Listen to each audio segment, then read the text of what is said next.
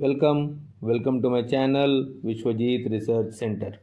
भारत से जुड़ने और अपना हर कुछ देने को जहां पूरे वेस्टर्न कंट्रीज़ खड़े हैं, वहीं यूएसए ने तो अपने 2 इंजन्स का ऑफ़र बैठे बिठाई दे दिया है।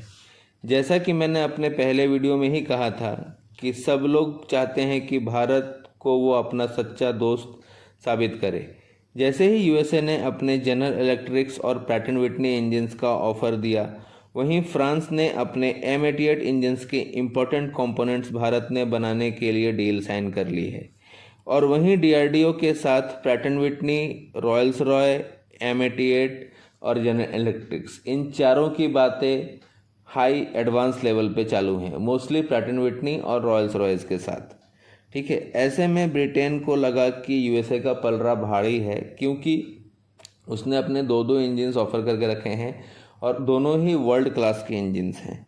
तो उसने भारत को एक ऑफ़र दिया कि come and join with us in the 6th generation aircraft manufacturing जो हम डेवलप कर रहे हैं। लेकिन भारत ने सीधा सीधी उस पर ना बोल दिया, क्योंकि हम लोग अभी तक 5th ही यूज़ नहीं किए हैं। We directly can't go to the 6th। उतना अभी फंडिंग भी हमारे पास नहीं है कि हम उसमें इन्वेस्ट कर सकें। इसके बाद की बात है कि फ्रांस ने जैसे ही ये सुना कि यूएस अपना ऑफ़र दे रहा है और यूएसए ने सुना कि यूके अपना ऑफ़र दे रहा है, फ्रांस और यूएसए ने एक बहुत सही तकनीक अपनाई और बोला कि एमका के लिए we will make the engines for India. आप जिसको भी सेलेक्ट कर लो हम लोगों में से, और इंटेलेक्चुअल प्रॉपर्टी राइट्स भी आपके पास ही रहेंगी।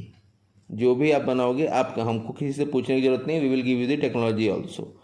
उन्होंने अपना पूरा कुछ बोला और बता दिया, और इसके बाद ही DRDO का एडवांस स्टेजेस में बात चालू हो गई इन दोनों से। अब इसके बाद इंग्लैंड के साथ चुप बैठता था, उसने तो पूरा गेम ही पलट दिया।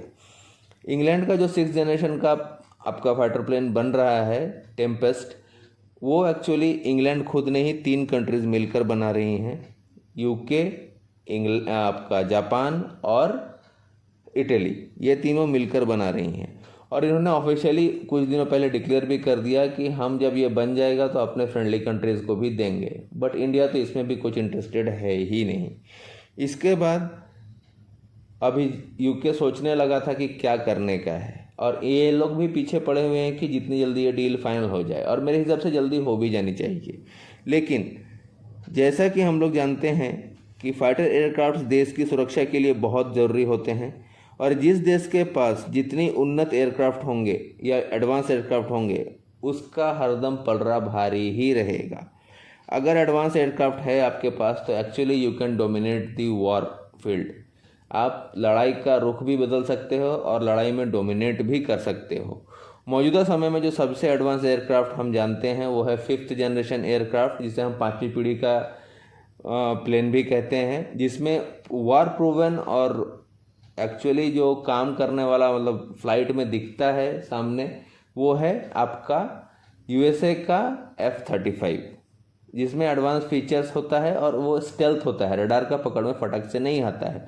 दुख की बात यह है कि भारत के पास एडवांस प्लेन्स तो हैं, बट वो 4.5+ जनरेशन के हैं, वो 5th जनरेशन के नहीं हैं। जबकि हमको जिसको काउंटर करना है, चाइना, उसके पास आप बोलिएगा तो भले वो बोले या जो भी करे, बट उसके पास एज पर रिकॉर्ड, वर्ल्ड रिकॉर्ड, उसके पास J-20 नाम का एक 5th जनरेशन एयरक्राफ्ट है, जो कि 100 से ज़्यादा की संख्या में उसके पास है। अभी जो नंबर्स डिक्लेयर्ड हैं ग्लोबली, हम उसे काउंटर करना के लिए हमने एमका बना रहे हैं। लेकिन इस बात से हम लोग कोई भी इनकार नहीं कर सकते हैं कि एमका में इतनी देरी हो रही है उसकी टेक्नोलॉजी को लेके और टेक्निकल कमियों के कारण। सबसे बड़ा तो इंजन का है कि ये सब चीज़ों से हम बहुत ज़्यादा जूझ रहे हैं।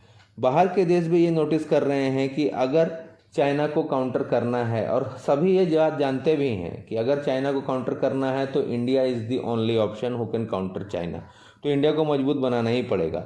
ये देखते हुए यूके, जापान और इटली जो अपना 6th जनरेशन का एयरक्राफ्ट बना रहे हैं, जिसके अंडर उन्होंने नाम रखा है GCAP, global combat air programme, जिसमें ये टेम्पेस्ट छोटा नाम से जाना जाता है। ये एयरक्राफ्ट, ये 6th जनरेशन एयरक्राफ्ट है, बना रहे हैं। और इन 13 देशों ने अपने इस 6th जनरेशन के एयरक्राफ्ट का सिस्टम और सब सिस्टम भारत को देने के लिए हामी भर दी है, जिसमें इसका जो इंटीग्रेट हम एमका में कर सकते हैं इसके सिस्टम्स और सब सिस्टम्स से हमें इंटेलेक्चुअल प्रॉपर्टी और टेक्नोलॉजी ट्रांसफ़र के साथ वो देने को तैयार हो चुके हैं बनने के बाद। ये 6th जनरेशन का जो डेमोन्स्ट्रेटिंग होगा, पहला जो डेमोन्स्ट्रेशन निकलेगा इसका, ये 2027 में निकलेगा और फर्स्ट फ्लाइट इसका पहली उड़ान जो है 2035 में की जाएगी। इसके अंदर स्टेल्थ फीचर के साथ साथ ऑगमेंटेड रियलिटी और वर्चुअल रियलिटी फीचर्स भी डाले गए हैं, जिससे ये होगा कि फाइटर जो पायलट रहेगा उसको मैनुअली काम बहुत कम करना पड़ेगा। ठीक है, ये चीज़ें लगते ही आप समझो ये सब कुछ मैक्सिमम चीज़ ऑटो हो जाएंगी। भारत को इसका इंजन, रडार और डिफेंस सिस्टम्स ऑफर किए जा रहे हैं बाय यूके, जापान और Italy with intellectual property rights बोला गया है इंडिया की तरफ से भी, और वो लोग भी बोले हैं कि हम आपको ऑफ़र ये कर रहे हैं, आप चाहे तो ले सकते हैं। अभी अगर मुझसे पूछा जाए तो हम लोगों को जाना चाहिए इस पे, क्योंकि हम खुद का टेक्नोलॉजी बनाने में बना लेंगे, कोई दो राह नहीं है इसमें, लेकिन काफ़ी समय और पैसा चला जाएगा और हमारे पास उतना पैसा जाए लेकिन हमारे पास उतना टाइम नहीं है देने के लिए। और हमारा गवर्नमेंट अगर खुद का बना जाएगा तो फंडिंग में इतना टाइम चला जाता है कि कोई प्रॉब्लम बहुत बढ़ जाएगी। तो अभी हम लोगों को करंट सिचुएशन के हिसाब से we need things very fast. So हम लोग को जॉइंट वेंचर में डेवलप करना चाहिए, जबकि सबसे अच्छी कंपनी रॉयल्स रॉय और प्रैट एंड विटनी बोल चुकी है कि इंटेलेक्चुअल प्रॉपर्टी राइट्स आपके पास ही रहेंगे। तो मैं जो सोचता हूँ कि आपको इसमें जॉइंट वेंचर में जाना चाहिए। एयरफोर्स चीफ ने भी कहा था कि instead of as per current situations we can't go for the total technology अपना बनाए, क्योंकि बना तो लेंगे लेकिन टाइम बहुत जाएगा, उतना समय नहीं हमारे पास। जब बनाएंगे हम बनाते रहें पीछे पीछे, लेकिन फिलहाल जो चाहिए उसमें जॉइंट वेंचर के साथ मेक इन इंडिया के तहत हमें बनना चाहिए और इंटेलेक्चुअल प्रॉपर्टी राइट्स भी हमारे पास ही होनी चाहिए। तो ये काफ़ी अच्छी चीज़ है अगर हो जाए तो इंटेलेक्चुअल प्रॉपर्टी राइट्स के साथ हम जॉइंट वेंचर में इंडिया में ही बना लें। और अगर आप मुझसे पूछोगे तो मैं बोलता हूँ इंजन प्रैट एंड विटनी का ही लेना चाहिए। रडार्स आप कैसे भी लो, किधर से भी लो, जिसके एडवांस है, हो सकता है टेम्पेस्ट का इंजन भी बहुत अच्छा हो, मैं ना नहीं बोल रहा हूँ, जिसका भी अच्छा है, लेकिन हम रुक नहीं सकते हैं। मैं टेम्पेस्ट पे क्यों नहीं जा रहा हूँ, मैं प्रैट एंड विटनी पे क्यों सपोर्ट कर रहा हूँ, क्योंकि टेम्पेस्ट अभी भी पेपर में है। 2027 में इसका फर्स्ट डेमोन्स्ट्रेशन होगा, प्लस उसके बाद 2035 में पहली उड़ान, फिर टेस्टिंग। तब तक तो इतना रुकने से अच्छा है कि Pratt and Whitney is the best engine manufacture in the world और हम लोगों को उसके साथ ही जाना चाहिए, ये मैं सोचता हूँ। तो अभी के लिए तो एमका में हम लोगों को और देर नहीं करना चाहिए, क्योंकि ऐसे भी बहुत लेट हो चुका है।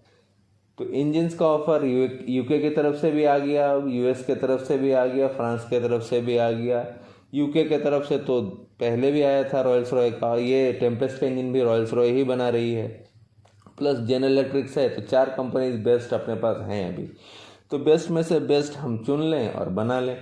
फिलहाल तो इतना ही था नॉलेज। आप बताइए आप किसके सपोर्ट में हैं। मेरे लिए तो Pratt and Whitney is the best for engines. Video देखने के लिए धन्यवाद। जय हिंद, वंदे मातरम।